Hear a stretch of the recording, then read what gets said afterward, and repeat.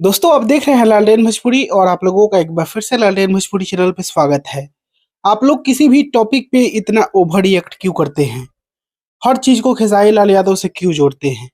आप जोड़ते हैं इसी वजह से जो भी छोटे सिंगर्स हैं वो इस चीज का फायदा उठाते हैं। चाहे गाना ऋतिक सिंह का हो, चाहे गाना गुंजन सिंह का हो या फिर कोई और सिंगर का हो, कोई भी गाता है, गाने में कुछ भी यूज करता है, नचनिया यूज करता है या फिर लवंडा यूज करता है, तो इस चीज को खेसारी लाल यादव से आप लोग क्यों जोड़ते हैं?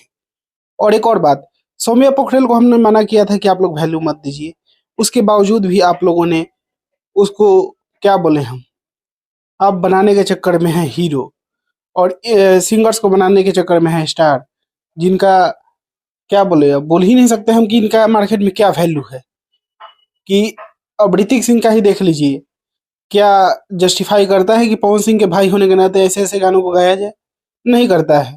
लेकिन ऐसा लग रहा है कि छोटवैया सिंगर के तरह, जो नाम के मोहताज है, जो अपने भाग्य को आजमाना चाहता है, उस तरह से कुछ भी गा रहा है जवान। ऐसे थोड़ी होता है। आपके पास विरासत में मिला हुआ है आपको नाम कि हाँ आप पवन सिंह के भाई हैं, उसके बावजूद भी आप इतना स्ट्रगल कर रहे हैं, इसका मतलब क्या है? कि आप कुछ नहीं है।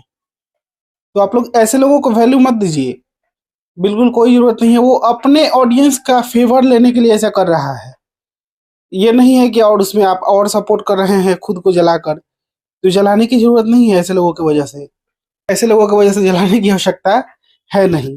जरूरत पड़ेगा तो हम आपको बताएंगे कि हाँ क्या करना है नहीं करना है।